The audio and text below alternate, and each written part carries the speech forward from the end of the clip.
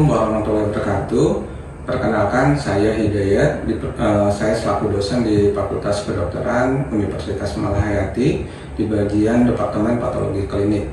Di video ini saya akan menjelaskan salah satu mata kuliah yang saya ampuh, yaitu pemeriksaan laboratorium untuk mendiagnosis penyakit infeksi tropis, yang merupakan salah satu materi di blok Tropical Medicine yang diberikan pada mahasiswa Fakultas Kedokteran semester 6 dengan bobot 8 SKS.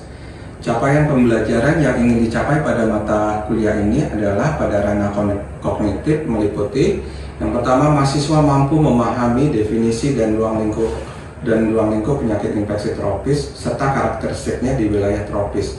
Yang kedua, mahasiswa mampu mengklasifikasikan penyakit infeksi tropis berdasarkan agen penyebabnya, contohnya bakteri, parasit, virus, jamur, dan contoh dari masing-masing penyakitnya.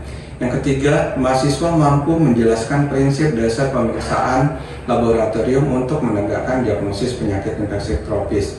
Kemudian yang keempat, mahasiswa mampu mengidentifikasi pemeriksaan laboratorium yang tepat dalam membantu menegakkan diagnosis penyakit infeksi tropis. Kemudian yang kelima, mahasiswa mampu menginterpretasi hasil pemeriksaan laboratorium untuk menegakkan diagnosis penyakit infeksi tropis. Pada ranah afektif, yaitu mahasiswa mampu menunjukkan sikap ingin tahu, kemudian bertanggung jawab dan proaktif dalam memahami topik pemeriksaan laboratorium untuk menegakkan diagnosis penyakit infeksi. Pada ranah psikomotor, yaitu mahasiswa mampu mendiagnosis dan merencanakan pemeriksaan laboratorium yang tepat untuk menegakkan diagnosis penyakit infeksi tropis. Pertemuan pada mata kuliah ini dibagi dalam 2 kali pertemuan yang terbagi dalam pertemuan pertama, yaitu membahas tentang definisi penyakit infeksi tropis, klasifikasi agen penyebab, mekanisme proses infeksi, dan prinsip serta metode pemeriksaan laboratorium. Yang pada pertemuan kedua membahas tentang aplikasi pemeriksaan laboratorium pada diagnosis berbagai contoh penyakit infeksi tropis. Metode penyampaian materi di blok Tropical Medicine ini diberikan dengan berbagai metode, yaitu perkuliahan atau tatap muka interaktif, kemudian skill lab, kemudian praktikum, dan tutorial atau diskusi kasus. Pada perkuliahan disampaikan dengan memberikan pretest pada awal perkuliahan, kemudian dilakukan diskusi interaktif, kemudian post-test, kemudian dilakukan penugasan untuk materi berikutnya. Pada kegiatan praktikum dilakukan secara langsung, di mana mahasiswa melakukan praktek mengerjakan pemeriksaan beberapa diagnosis penyakit infeksi tropis. Evaluasi penilaian dilakukan sesuai dengan capaian indikator yang sesuai dengan bobot penilaian yang ditetapkan di RPS. Misalnya pada ranah kognitif, yaitu dengan melakukan tes formatif, ujian tengah blok, kemudian ujian akhir blok secara CBT dengan soal-soal multiple choice. Kemudian untuk ranah afektif dan psikomotor dinilai secara langsung pada saat dilakukan diskusi interaktif selama perkuliahan dan juga pada praktikum. Demikianlah, untuk selanjutnya nanti akan saya lanjutkan dengan video perkuliahan. Wassalamualaikum warahmatullahi wabarakatuh. Oke, Assalamualaikum warahmatullahi wabarakatuh. Selamat siang semuanya. Hari ini kita kuliah pada penyakit infeksi tropis. Yang sebelum kuliah saya akan absen dulu ya secara acak ya. Mutiara Salsabila hadir, ada? dokter. Oke, Fahru Rozi hadir, dokter. Oke, Empatan Sihab Hadir, dokter. ada? Oke, Misela Dea Anastasia ada?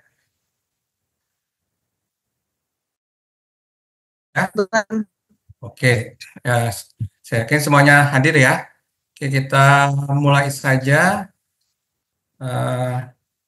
Oke, saya perbesar slide-nya. Oke, kelihatan ya? Terlihat, dokter. Oke, ya. Nah, jadi hari ini saya akan menyampaikan materi pemeriksaan laboratorium pada penyakit infeksi tropis ya. Dan sebelum masuk ke materi, saya ingin bacakan dulu. Jadi 7 pelajaran pada materi ini yaitu yang pertama, agar nantinya mahasiswa mampu memahami definisi dan ruang lingkup penyakit infeksi tropis serta karakteristiknya di wilayah tropis. Kedua, mahasiswa mampu mengklasifikasikan penyakit infeksi tropis meliputi bakteri, parasit, virus, jamur, dan contoh penyakitnya. Kemudian yang ketiga, mahasiswa mampu menjelaskan prinsip dasar pemeriksaan laboratorium untuk menegakkan diagnosis penyakit infeksi tropis. Kemudian mahasiswa mampu mengidentifikasi pemeriksaan laboratorium yang tepat dalam membantu menegakkan diagnosis penyakit infeksi tropis. Kemudian mahasiswa mampu menginterpretasi hasil pemeriksaan laboratorium untuk menegakkan diagnosis penyakit infeksi tropis. Nah, mungkin sebelum masuk ke materi, saya akan lakukan pretest. Kira-kira siapa yang bisa menjawab? Sebutkan apa saja nih penyakit yang termasuk penyakit infeksi tropis. Oke, siapa yang bisa Izin jawab? dokter, Ya. izin memperkenalkan diri, nama Revi Amanda, NPM 2231018. Izin menjawab dokter, untuk penyakit-penyakit yang masuk ke infeksi tropis itu ada contohnya adalah demam berdarah dengue atau DBD, terus ada malaria, ada chikungunya, ada filariasis dokter. Oke. Mungkin cukup dokter. Terima kasih. Oke, siapa lagi mungkin yang bisa menambahkan? Anda? Mohon izin dokter untuk Ya. menambahkan. Oke. Izin perkenalkan diri, saya Surya Syafido, NPM 24310137B. Mungkin tambahan dari saya itu tifoid, terus HIV mungkin dokter. Oke. Ya, jadi benar semua ya. Jadi tadi yang disebutkan itu adalah jenis-jenis penyakit yang termasuk dalam penyakit infeksi tropis ya. Oke, soal yang kedua, nah ini mungkin sudah ada ya. Apa saja metode kita gunakan untuk mendiagnosis penyakit tropis infeksi? Ada. Oke, siapa yang bisa jawab? Izin menjawab, dokter. Ya. Sebelumnya izin memperkenalkan diri, nama saya Tian Raga dengan NPM 22310152. Untuk apa saja metode yang bisa digunakan untuk mendiagnosis penyakit tropis infeksi, itu seperti mungkin pemeriksaan mikroskopis, seperti pemeriksaan apus darah tepi, tebal tipis, itu untuk bisa untuk melihat bagaimana parasitnya seperti pada malaria gitu. Oke. Terus pemeriksaan rapid test itu untuk memeriksa antibodi dan antigen, bisa untuk mendiagnosis DBD mungkin. Ya. Sekian dokter. Terima kasih. Oke, ya benar ya. Jadi memang sebenarnya masih banyak metode lain ya, tapi tadi yang disebutkan oleh Tian Raga tadi memang sudah benar ya. Oke, kalau begitu kita masuk ke materi ya.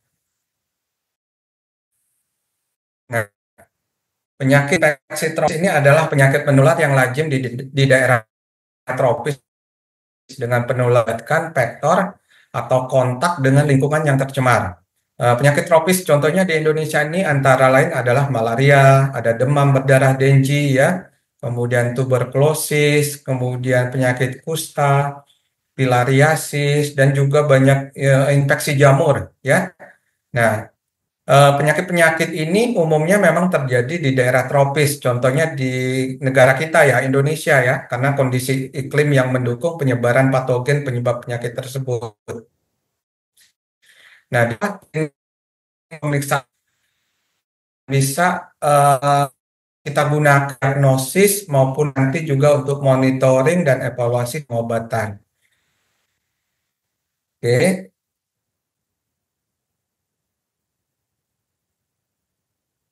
Nah, ini adalah beberapa contoh ya penyakit yang kita sebutkan.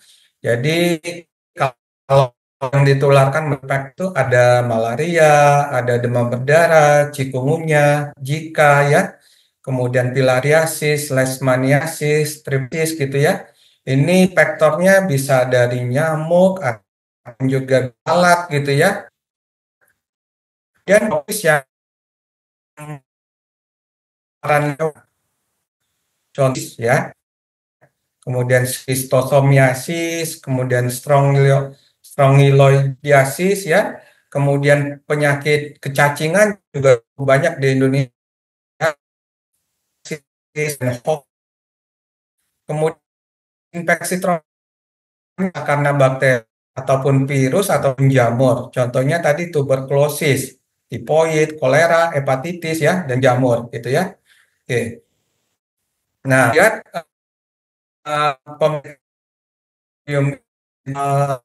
beberapa bukan gitu ya.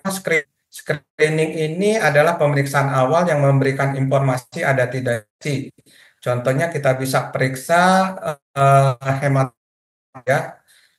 Ini kita dapati misalnya ekositosis, kenaikan laju ataupun meningkatnya CRP ya. Kemudian bisa diagnosis untuk menentukan ada tidak infeksi atau penyakit ya. Misalnya tadi dengan pemeriksaan serologi ya.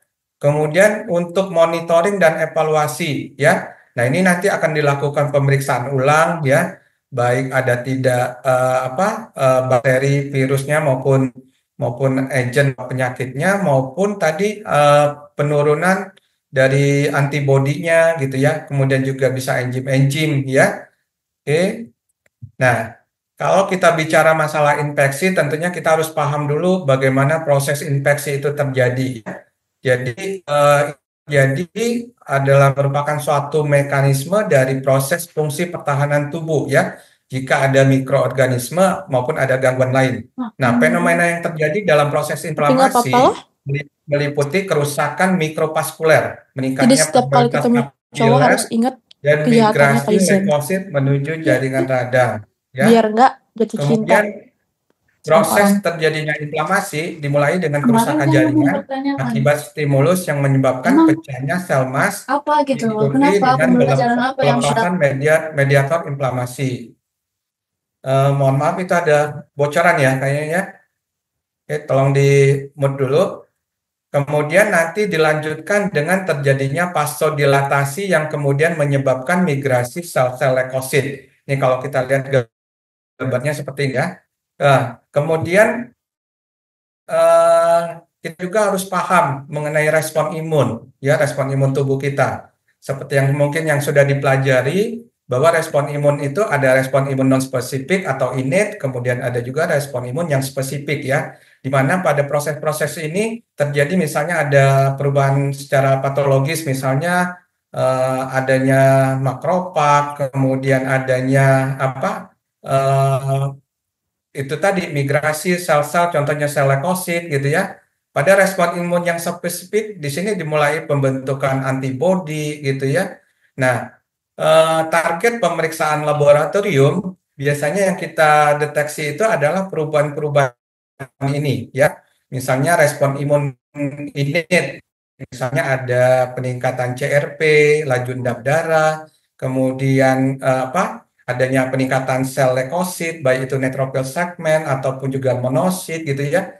Kemudian kalau untuk deteksi dari agen penyebab infeksinya itu bisa kita tadi lakukan dengan mungkin nanti dengan pemeriksaan bisa dengan deteksi antigen antibody ataupun juga dengan cara kultur gitu ya.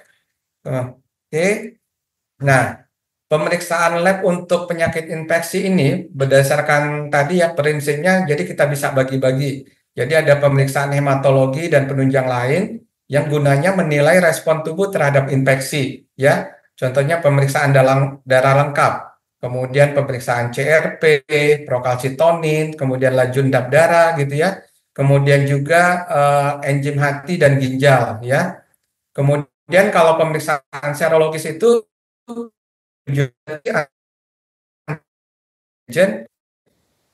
atau ada tidaknya antigen dari patogen. Misalnya pemeriksaan terhadap antibodi IgM, IgG gitu ya. Misalnya pada pemeriksaan untuk deteksi tipe dengan menggunakan Widal test, kemudian untuk pemeriksaan HIV dengan menggunakan metode ELISA atau menggunakan rapid gitu ya. Yang penyakit-penyakit lain misalnya dengue, toxoplasma, BLP, misalnya penyakit gitu. Nah, biologi tipsnya hasil mikroorganisme dalam pemeriksaan biologi misalnya kan dan penggunaan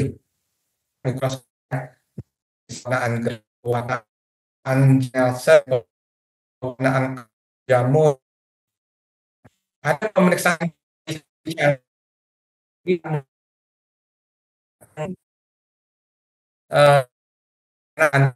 pemeriksaan ini sudah kan contohnya untuk deteksi AIP ya, viral yang dulu pada saat zaman infeksi COVID ya, kemudian infeksi-infeksi lain contohnya infeksi virus HPV ya, kemudian infeksi bakteri tuberkulosis ya, kemudian hepatitis ya. Jadi semuanya bisa dilakukan dengan pemeriksaan molekuler untuk deteksi genetik dan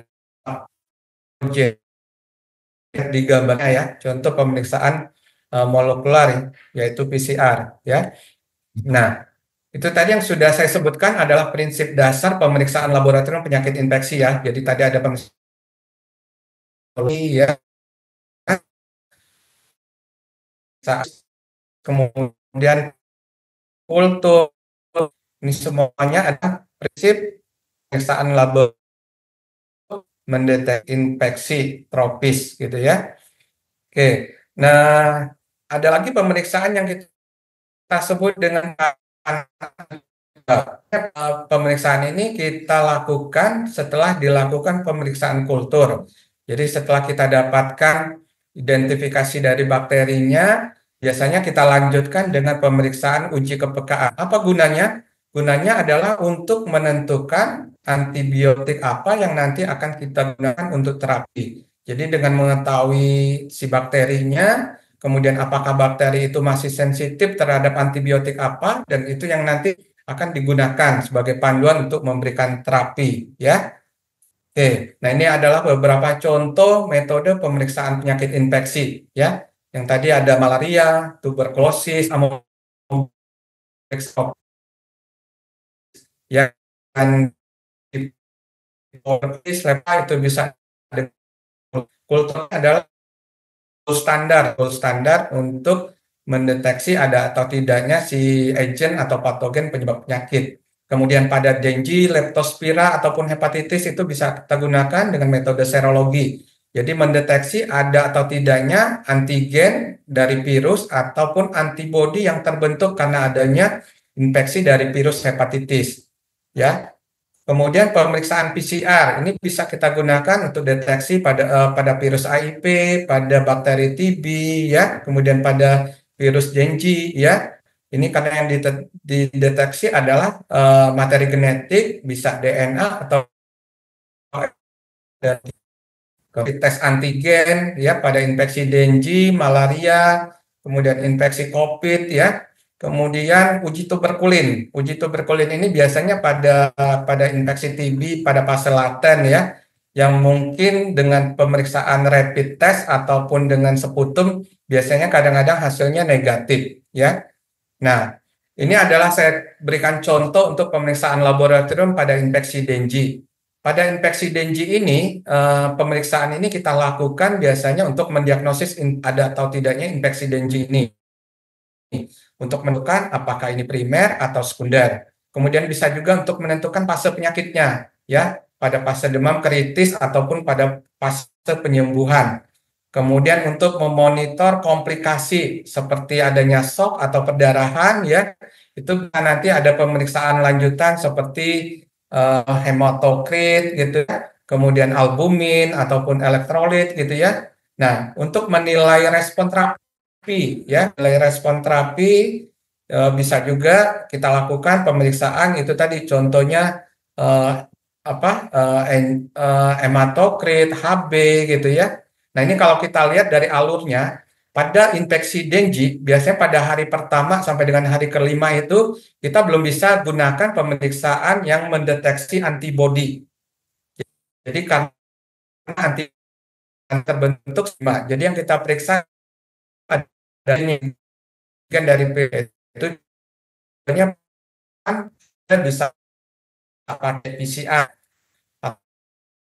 Kalau kita bisa lihat dari hitung darah lengkap, ya.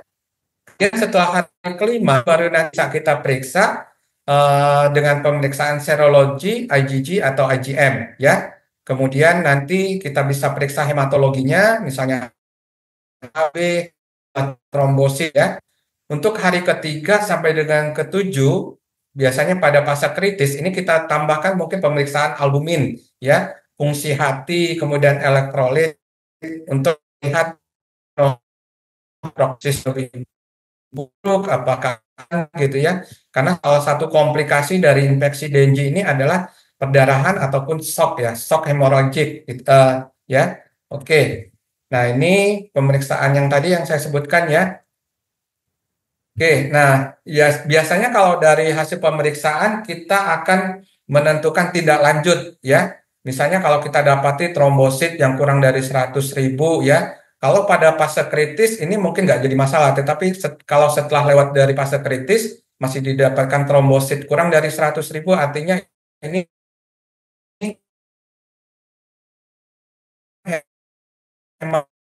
lebih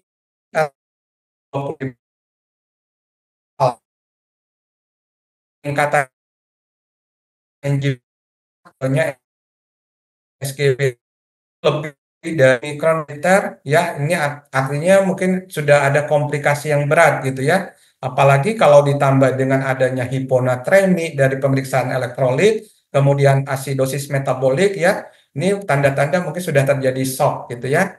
Nah, itu salah satu contoh aplikasi dari pemeriksaan laboratorium untuk menegakkan diagnosis penyakit infeksi ya. Oke, sekarang mungkin kita masuk ke tanya jawab. Silakan kalau mungkin ada yang mau ditanyakan. Izin bertanya dokter. Ya, silakan. Opi. Nama saya Opi Hawila hari ini dengan NPM 22310115. Izin bertanya dokter, dari penjelasan dari dokter tadi kan ada salah satu metode untuk mendiagnosis penyakit tropis yaitu rapid test. Ya. Apakah bisa terjadi kesalahan di dalam hasil pemeriksaan dari hasil rapid test tersebut, dokter? Terima kasih, dokter. Oke, pertanyaan yang bagus ya. Jadi memang kan diagnosis itu ada beberapa metode. Salah satunya adalah metode rapid test, ya. Metode rapid test itu yang tadi sudah saya jelaskan. Jadi prinsipnya mendeteksi ada atau tidaknya antigen atau antibodi yang terbentuk seterusnya agen penyakit bisa karena bakteri atau virus ya, menunjukkan adanya respon imun humoral dari tubuh kita. Nah, bisa saja ini terjadi kesalahan, misalnya penggunaan rapid testnya atau melakukan pemeriksaan bukan pada waktu yang tepat gitu. Contohnya tadi pada kasus Dengue ya. Kalau kita lakukan pemeriksaan itu di hari sebelum hari kelima, di mana belum terbentuknya antibodi, itu bisa kita dapatkan hasil negatif palsu. Artinya belum tentu dia negatif. Makanya harus lakukan pemantauan contoh kalau sesuai dengan secara patofisiologinya belum adanya antibodi, berarti harus kita periksa antigen. Jadi kita bisa lakukan dengan pemeriksaan NS1. Ataupun mungkin karena pemeriksaan rapid test ini merupakan pemeriksaan yang sederhana dengan prinsip adalah ikatan antara antigen antibodi, jadi bisa saja terjadi cross reaksi atau silang dengan antibodi lain yang tidak spesifik dengan antibodi yang harusnya terdapat pada saat infeksi agen tersebut ya. Jadi bisa terjadi cross reaksi karena mungkin pada tubuh kita itu sudah pernah terinfeksi dengan baik bakteri atau virus lain, sehingga itu bisa menimbulkan ikatan palsu antara antigen dan antibodi sehingga terjadilah positif. Nah, itu kelemahannya. Makanya nanti perlu kita lakukan pemeriksaan lanjutan, bisa dengan pemeriksaan PCR ya tadi ya. Oke, itu. Ada lagi mungkin pertanyaan lain? Izin bertanya dokter. Ya, silakan. Bisa. Oke. Izin bertanya dok, dari banyaknya metode pemeriksaan penyakit tropis infeksi, salah satunya itu ada pemeriksaan kultur. Nah, kapan waktu yang paling tepat untuk kita melakukan pemeriksaan kultur ini dalam mendiagnosis penyakit tropis infeksi, dokter? Oke, pertanyaan bagus juga ya. Jadi pemeriksaan kultur memang merupakan salah satu gold standar sebenarnya ya. Gold standar untuk menegakkan diagnosis penyakit infeksis ya. Pemeriksaan kultur artinya kita secara langsung pasti menemukan adanya si bakteri atau si gen penyebab penyakit ya. Nah, kapan saatnya kita lakukan pemeriksaan kultur? Sebenarnya kalau yang paling baik adalah pada saat memang di awal mulai terjadinya infeksi gitu ya. Jadi pada saat pasien mengeluhkan demam, kita harus lakukan langsung pemeriksaan kultur dengan mengambil spesimen ya. Karena pada saat itu juga mungkin si pasien juga belum terpengaruh oleh pemberian antibiotik gitu ya. Nah, cuma kelemahannya pemeriksaan kultur ini kan membutuhkan waktu yang lama gitu ya. Membutuhkan waktu yang lama, kemudian juga pengerjaannya tidak sesimpel dengan pemeriksaan seperti kita lakukan pemeriksaan screening dengan hematologi ataupun juga dengan rapid test ya. Sehingga kadang-kadang memang si dokter perlu hasil yang lebih cepat nih ya. Makanya sebaiknya kalau memang pada saat pasien memang pada saat di awal memang kita lakukan pemeriksaan kultur, kemudian sambil menunggu itu kita bisa juga menginterpretasi dari hasil pemeriksaan fisik ya dari klinis pasien, kemudian juga dari pemeriksaan screening seperti hematologi tadi ya. Kemudian juga bisa dengan melakukan pemeriksaan rapid test ya. Oke, seperti itu ya. Ada lagi pertanyaan lain? Ada lagi yang mau ditanyakan?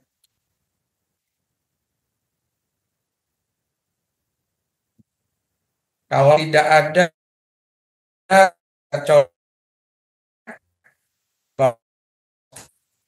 oke, apa yang menjawab? Jelaskan prinsip pemeriksaan laboratorium untuk diagnosis penyakit infeksi tropis. Oke, siapa yang bisa menjawab? Izin menjawab, dokter. Oke.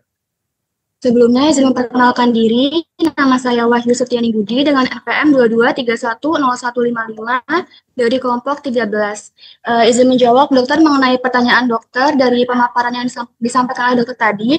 Untuk pemeriksaan laboratorium pada diagnosis penyakit infeksi tropis ini secara garis besar dibagi menjadi 4. Yang pertama ada pemeriksaan hematologi ini, di mana pada pemeriksaan hematologi kita tuh bisa menilai gimana respon imun tubuh terhadap infeksi. Misalnya, kita lihat dari kadar leukositnya. Nah, kalau pada infeksi bakteri, biasanya itu cenderung ditemukan leukositosis. Sedangkan pada infeksi virus, itu biasanya ditemukan limfositosis. Lalu yang kedua, itu ada pemeriksaan serologi. Di mana pada pemeriksaan serologi ini, kita bisa mendeteksi adanya antibodi dan juga antigen. Nah, ini kita bisa nilai infeksinya itu bersifat kronis atau akut, dan juga bisa kita nilai infeksinya ini bersifat primer atau sekunder.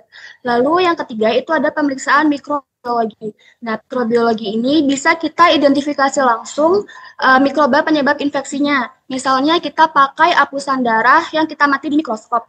Lalu yang terakhir itu ada pemeriksaan molekuler atau PCR. Di mana pemeriksaan PCR ini merupakan pemeriksaan yang paling sensitif karena kita bisa menilai materi genetik dari mikrobanya seperti DNA juga. Mungkin cukup, terima kasih. Oke, bagus sekali Jo ya, cukup lengkap ya. Artinya kalian menyimak apa yang sudah saya sampaikan tadi ya.